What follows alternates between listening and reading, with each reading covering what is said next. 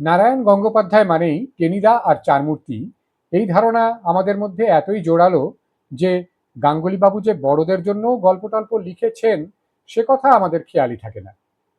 আজকের গল্প ডিনার নারায়ণ গঙ্গোপাধ্যায়ের সেই অপেক্ষাকৃত কম পরিচিত কিন্তু উৎকর্ষে অন্যন বড়দের গল্পের মধ্যেই পড়ে। গল্পটি পরিচয় পত্রিকার আশ্বিন ১৩৫৩ সংখ্যায় অর্থাৎ ইংরেজি ১৯৪৬ সালে প্রকাশিত হয়েছিল। বর্তমানে গল্পটি পড়ছি গাংচিল প্রকাশিত পরিচয় গল্প সংকলন প্রথম খণ্ড বইটি থেকে। বইটি অনলাইনে পেতে চাইলে অবশ্যই চোখ রাখুন আমাদের বর্ণনার বাক্সে। আসুন এখন শুনে নেওয়া যাক নারায়ণ গঙ্গোপাধ্যায়ের ছোট গল্প ডিনার, পাঠে আমি রৌহিন। টেবিলটার সামনে দুহাতে মুখ ঢেকে বসেছিল রমাপতি। সামনে চায়ের পেয়ালাটা ধোঁয়া উড়িয়ে উড়িয়ে ক্রমশ ঠান্ডা হয়ে আসছিল, কিন্তু সেদিকে তার লক্ষ্য ছিল না। যে কেউ দেখলে মনে করতে পারত হয় প্রেমের ব্যাপারে সে বুকে একটা নিদারুণ ঘা খেয়েছে, আর নয়তো সদ্য পুত্রশোকের বেদনায় একেবারে মুহ্যমান হয়ে পড়েছে। কিন্তু আমি জানি দুটোই অসম্ভব। একথা বরং বিশ্বাস করতে পারি যে সে রাতারাতি পাগল হয়ে গেছে, কিন্তু কোনো সম্ভব অসম্ভব কল্পনাতেই একথা ভাবা চলে না যে সে প্রেমে পড়েছে। মাঝে মাঝে পথচারিণী বা ট্রামে বাসে সহযাত্রিণী কোনো মেয়ের দিকে তাকে উৎসুক দৃষ্টিতে তাকিয়ে থাকা অবস্থাতেও দেখা যেতে পারে। এক্ষেত্রে সবাই যা ভাবে আপনিও হয়তো তাই ভাববেন, কিন্তু আমি শপথ করে বলতে পারি এ ধারণা সম্পূর্ণ ভুল। এদিক থেকে রমাপতি একান্তভাবে খাঁটি, একেবারে সুখদেবের মতোই জিতেন্দ্রীয়। ওর দৃষ্টিটাকে আরেকটু সূক্ষ্মভাবে অনুধাবন করলেই আপনি বুঝতে পারবেন যে সেটা নিবদ্ধ মেয়েটির দিকে নয়, তার গয়নাগুলোর দিকে। না না, রমাপতি চোর ছেঁচড় নয়। এক ঝটকায় গলার হার ছিনিয়ে নিয়ে সে পাশের অন্ধকার গলি দিয়ে দৌড় দেবে না। এক্ষেত্রেও সে আপনার আমার মতোই একটি বিশুদ্ধ নিষ্কলঙ্ক ভদ্রলোক। আসল কথা, রমাপতি স্পেকুলেশন করে। যুদ্ধের বাজারে এ সম্পর্কে তার ভুয়ো দর্শন এবং ভবিষ্যৎ দৃষ্টি তাকে প্রচুরভাবে পুরস্কৃত করেছে। চলতি ট্রামে রমাপতির পেছনের সিটে বসে যখন আপনি তার বর্বরতায় রীতিমতো বৃশ্চিকের দংশন জ্বালা অনুভব করছেন, ঠিক সেই সময় হয়তো রমাপতি তার আগ্রহ ব্যাকুল সারানো চোখ দুটো মেয়েটির ভারী লকেটটার উপর ফেলে ভাবছে সোনার দাম শিগগিরই আরো কিছু উঠবে কিনা, এবং যদি ওঠে তাহলে এই সময়ই। এ হেন রমাপতি বিরোহী কবির মতো অথবা ব্রহ্ম জিজ্ঞাসায় জর্জরিত দার্শনিকের মতো দুহাতে মাথা ঢেকে কি ভাবছে জানবার জন্য আমার কৌতূহল হলো। এগিয়ে গিয়ে ওর কাঁধে হাত রাখলাম। ইলেকট্রিকের শক লাগলে যেমন চমকে ওঠে, ঠিক তেমনি করেই চমকে উঠল রমাপতি। ডিসি নয়, এ একেবারে এসি কারেন্টের শক। অদ্ভুত দুটো ঘোলাটে চোখ মেলে এমনভাবে আমার দিকে তাকালো যে আমি যেন একটা কবরখানা থেকে উঠে আসা প্রেতাত্মা অথবা চিড়িয়াখানা ভেঙে পালিয়ে আসা ক্যাঙারু। আমি বললাম, ব্যাপার কি হে রমাপতি, তোমার হলো কি? এতক্ষণে যেন আমাকে চিনতে পারলো রমাপতি। কে, রঞ্জন নাকি? বসো। আমি ওর সামনের চেয়ারটাতে একেবারে মুখোমুখি হয়ে বসলাম। রমাপতি চায়ের পেয়ালাটা তুলে একটা চুমুক দিলে, তারপর অর্থহীন শূন্য দৃষ্টি তুলে তাকালো জনবিরল আমহা স্ট্রিটের ওপর দিয়ে চলন্ত একটা মিলিটারি কনভয়ের দিকে। চাপা গর্জনের সঙ্গে সঙ্গে মুখ দিয়ে বেরিয়ে এলো পরপর গোটা কয়েক উত্তেজিত এবং অনুচ্চার্য গালাগালি। ব্যাপার কি হে, কার এমন বাপ বাপান্ত করছো? আর কার? ওই মিলিটারি বটে। আমি বিস্ময় হতবাক হয়ে গেলাম। কথাটা অভিমানিনী শ্রীরাধার মতোই শোনাচ্ছে যে। যে জনি টমি হ্যারির প্রেমে রমাপতি এতকাল হাবুডুবু খাচ্ছিল, তাদের প্রতি হঠাৎ এই বিতরাগ কেন? নাকি ভগবানকে শত্রুভাবে ভজনা করার জন্য ভক্তের এই লীলাবিলাস? কিন্তু মুখ দেখে তা মনে হলো না। সত্যিই বিপদে পড়েছে রমাপতি। সমস্ত চেহারাটার উপর কে যেন কালি মেরে দিয়েছে। চোখের পাতা দুটো দুশ্চিন্তার ভারে আচ্ছন্ন। এক চুমুকেই প্রায় এক পেয়ালা চা সে নিঃশেষ করে ফেলল। একটা সজোর দীর্ঘশ্বাসের শব্দও যেন শুনতে পেলাম। রমাপতি বললে, চা খাবে নাকি? আমার জন্য নিয়ত এক পেয়ালা। 2 কাপ চায়ের ফরমাশ করলাম। তারপর জিজ্ঞাসা করলাম, তোমার হয়েছেটা কি? এতক্ষণে সত্যটা আত্মপ্রকাশ করলে। রিট্রেসমেন্টে চাকরিটা গেল ভাই। তাতে কি হলো? চাকরিতে তোমার আর কত আসতো? যা ব্যবসা করেছো, ব্যাংকে $1,02,000 তো জমিয়েছো নিশ্চয়ই। রমাপতি ভ্রুকুটি করলে। $1,02,000? পরক্ষণে হাতটা ঢুকিয়ে দিলে গিলে কাটা আদ্যির পাঞ্জাবির পকেটে, বার করে আনলে এক রাশ বিল, মদের বিল। বললে, হ্যাঁ, টাকা রোজগার করেছিলাম। 2 লাখ টাকা যে জমাতে পারতাম না তাও নয়, কিন্তু এই এরাই সর্বনাশ করলে আমার। রমাপতির স্বর উত্তেজিত এবং অনুতপ্ত শোনালো। টাকার সঙ্গে সঙ্গে এই ঘোড়া রোগটাও জুটিয়ে ফেলেছিলাম যে। 16 টাকার বোতল 100 টাকায় কিনে খেয়েছি, শালিদের খাইয়েছি। ফুটো কলসি দিয়ে জল গড়াতে গড়াতে কখন যে সব ফাঁকা হয়ে গেছে টেরও পাইনি। আমি হাসবো না ব্যথিত হয়ে উঠবো ঠিক বুঝতে পারছিলাম না। তবু আশ্বাস দিয়ে বললাম, ট্রাই ইয়োর লাক এগেইন। ঘাবড়াচ্ছ কেন? রেস্তোরাঁর ছোকরাটা চা দিয়ে গিয়েছিল। রমাপতি এমন আগ্রহ ভরে তাতে চুমুক দিলে যে মনে হলো এই 1 কাপ চায়ের জন্যই সে এতক্ষণ আকুলভাবে প্রতীক্ষা করছিল। আবার? না ভাই, I am a drowned man. সে শক্তি আর নেই। কেন? বুড়িয়ে তো যাওনি এখনো। বুদ্ধি আছে, শক্তি আছে, উৎসাহ আছে। বুলডগের মতো লেগে পড়ো, চোখ বুজে টাকা চলে আসবে। না ভাই, আর হবার নয়। সত্যিকারের জলে ডোবা মানুষের মতোই অসহায় আর মুমূর্ষু মনে হলো রমাপতিকে। যুদ্ধ থেমে গেছে, সে মার্কেট আর নেই। কন্ট্রোল ব্যবসার গলা টিপে ধরেছে। আমি আজ সব দিক থেকেই পঙ্গু হয়ে গেছি। রমাপতি হঠাৎ উঠে দাঁড়ালো। 2 হাত দিয়ে পাগলের মতো মদের বিলগুলো উড়িয়ে দিল হাওয়ায়। বিভল ব্যাকুল গলায় বললে, বলতে পারো এখন আমি কি করব? What can I do? I am a dead man Ranjan, আমি আর বেঁচে নেই। কথাটার কি জবাব দেব ভাববার আগেই তাকিয়ে দেখি রমাপতি দ্রুত পায়ে রাস্তায় নেমে গেছে, হাঁটতে শুরু করেছে দিশেহারার মতো। শেষ পর্যন্ত লোকটা পাগল হয়ে গেল নাকি? আমি ভাবছিলাম রমাপতিকে নিয়ে একটা গল্প লিখব। গল্প নয়, সত্যি ঘটনা। যুদ্ধের বাজারে এরকম অনেক গল্পই আপনারা জানেন। কলেজে আমাদের সঙ্গেই পড়েছিল রমাপতি। পরপর 3 বার চেষ্টা করেও যখন আইএ পাস করতে পারল না, তখন চলে গেল ফিল্মে।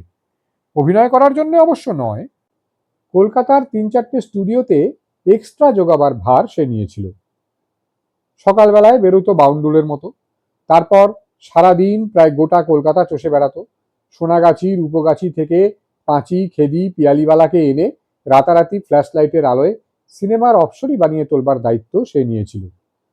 তখন 5 আনা করে দিশি মদের বোতল পাওয়া যেত, সুতরাং যা রোজগার ছিল তাতে কখনো অকুলান ঘটেনি। তারপর এলো যুদ্ধ। সামনে নতুন আলো দেখতে পেল রমাপতি। দেখতে দেখতে দেশ জুড়ে ভানুমতির কুহক লেগেছে। কাঁকড় হয়ে গেল ভিটামিন বি, স্ট্যান্ডার্ড কাপড় হয়ে গেল বেনারসি, মানুষের জীবন হয়ে গেল রাস্তার কাঁকড়, আর মেয়েদের ইজ্জত হয়ে গেল ছেঁড়া ন্যাকড়ার টুকরো। নিরামিষাসী গণেশ রক্ষাকালী হয়ে নরবলি নিতে লাগলেন। যুদ্ধের ধোঁয়ায় বিষণ্ণ বাংলার আকাশে রক্তের অক্ষরে স্বাক্ষর দিয়ে গেল সাল 1350।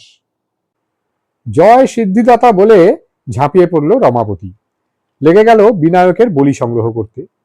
গজমুণ্ড হেরম্বচন্দ্র ভক্তকে কৃপা বর্ষণ করলেন। 5 আনার ধেনো 100 টাকার হোয়াইট লেভেলে রূপান্তরিত হয়ে গেল। কিন্তু একেবারে নিবাত নিষ্কম্প পরমহংস হতে না পারলে পুরোপুরি সিদ্ধি লাভ হয় না।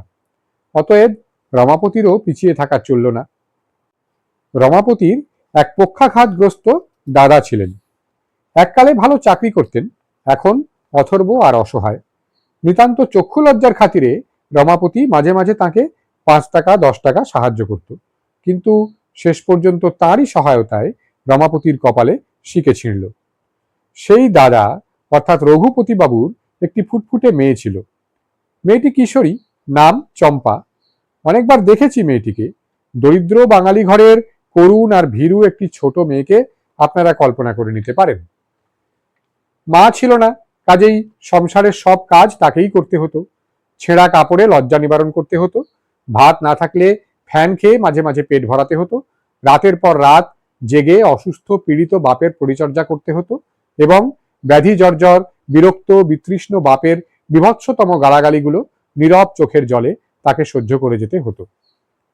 রঘুপতি অনেকবার মিনতি করে বলেছিলেন, যে করে হোক মেয়েটার একটা ব্যবস্থা করে দে রমা, আমি তো আর বেশি দিন বাঁচব না, মেয়েটার অন্তত দুটো মোটা ভাত আর দুখানা মোটা কাপড়ের সংস্থান করে দে।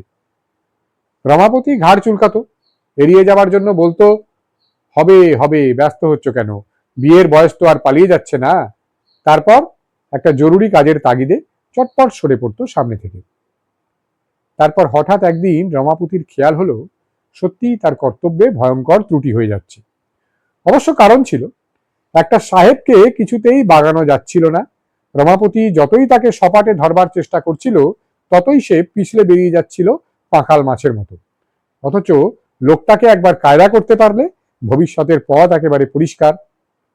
অনেক গবেষণার পর রমাপতি জানতে পারল সাহেব সৌন্দর্যের পূজারী। তবে তার সৌন্দর্য বিলাসটা একেবারে নিছক মানসিক নয়। বিউটি অফ ইন্ডিয়া তাকে যতটা বিচলিত করে তার চাইতে অনেক বেশি রোমাঞ্চিত করে ইন্ডিয়ান বিউটি।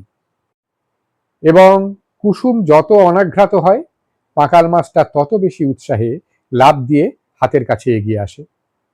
সুতরাং পরম স্নেহে রমাপতি একদিন চম্পাকে বিলাতি সিনেমা দেখাতে নিয়ে গেল। ফিরতে একটু বেশি রাতই হয়ে গিয়েছিল, কিন্তু একখানা 100 টাকার নোট যখন রমাপতি রঘুপতির বিছানার দিকে ছুঁড়ে দিলে তখন তার মুখ দিয়ে একটি কথাও বেরোয়নি।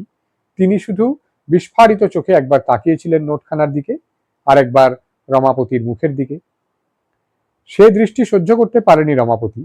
জীবনে এই প্রথম সে ভয় পেয়েছিল, দৌড়ে পালিয়ে গিয়েছিল হত্যাকারীর মতো। আর সেই রাত্রে গলায় দড়ি দিয়ে আত্মহত্যা করেছিল চম্পা।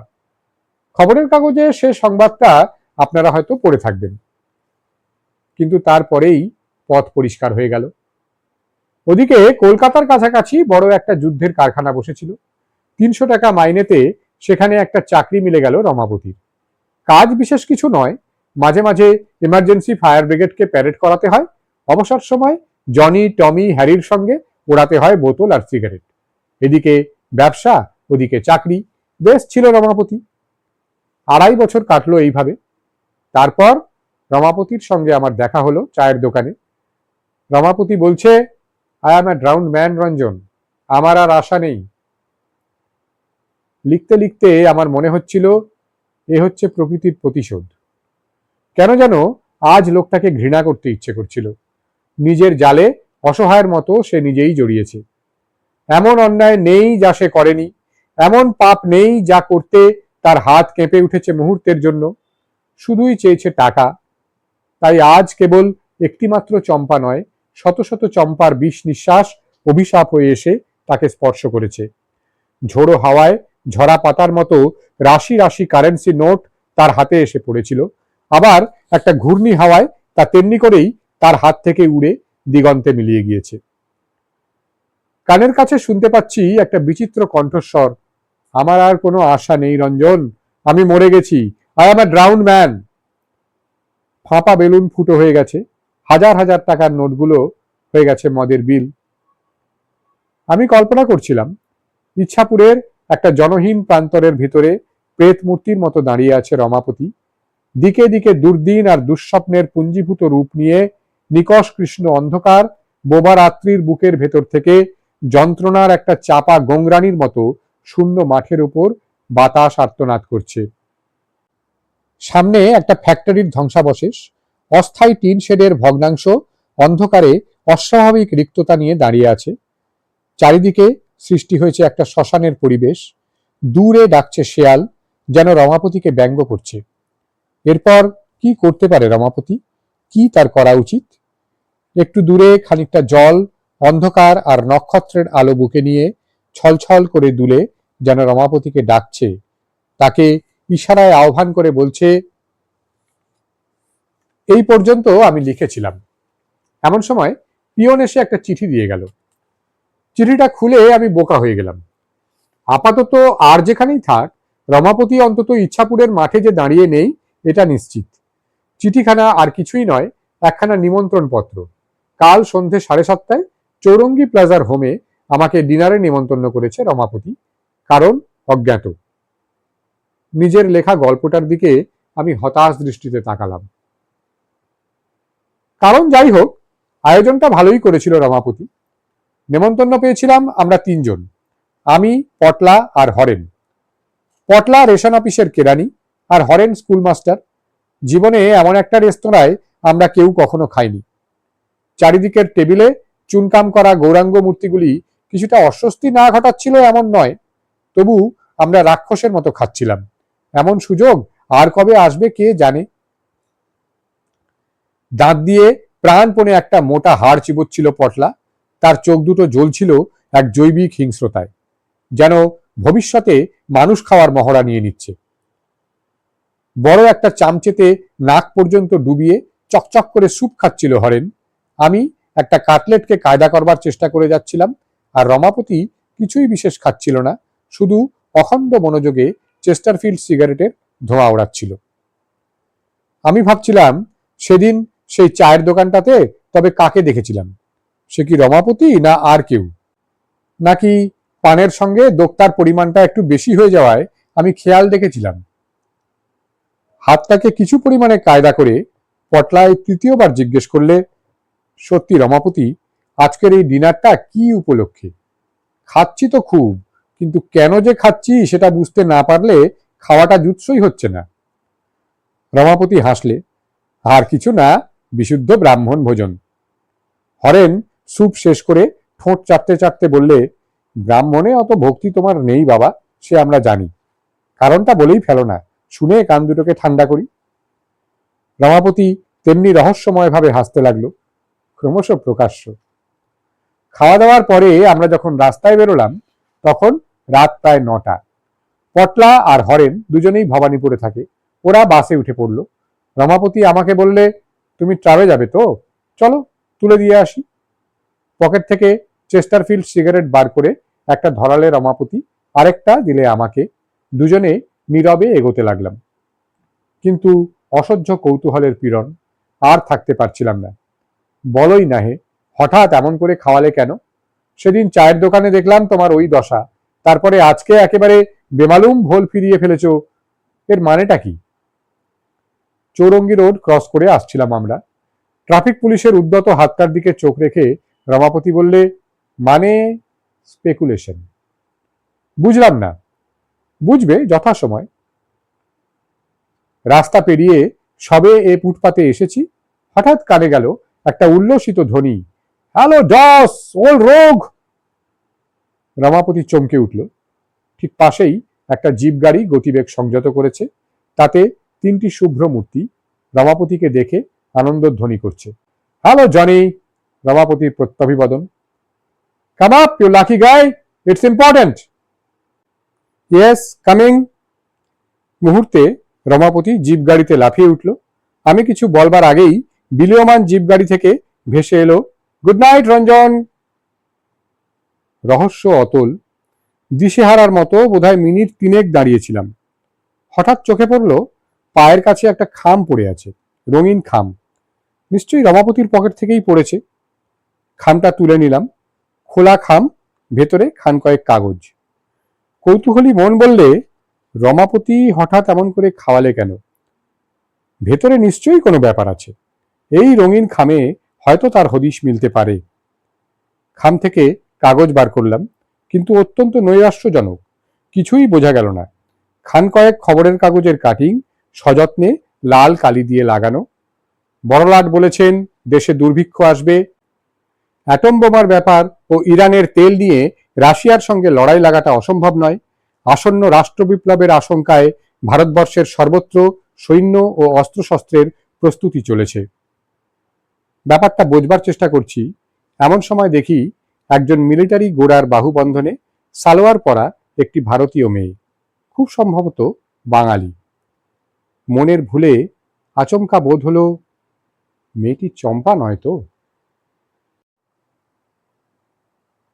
এতক্ষণ শুনছিলেন নারায়ণ গঙ্গোপাধ্যায়ের গল্প ডিনার আমার কণ্ঠে। গল্পের ভালো মন্দ জানানোর জন্য খোলা থাকছে মন্তব্যের বাক্স, আর ভালো লেগে থাকলে তো আছেই শেয়ার আর লাইকের বাটন। হাড়ির খবর পেতে চাইলে সাবস্ক্রিপশনের বাটনটিও রাখা আছে আপনার জন্যই, বলাই বাহুল্য। মজায় থাকুন, গল্পে থাকুন, আড্ডায় থাকুন। দেখা হবে শিগগিরই আবার। আজ তাহলে আসি।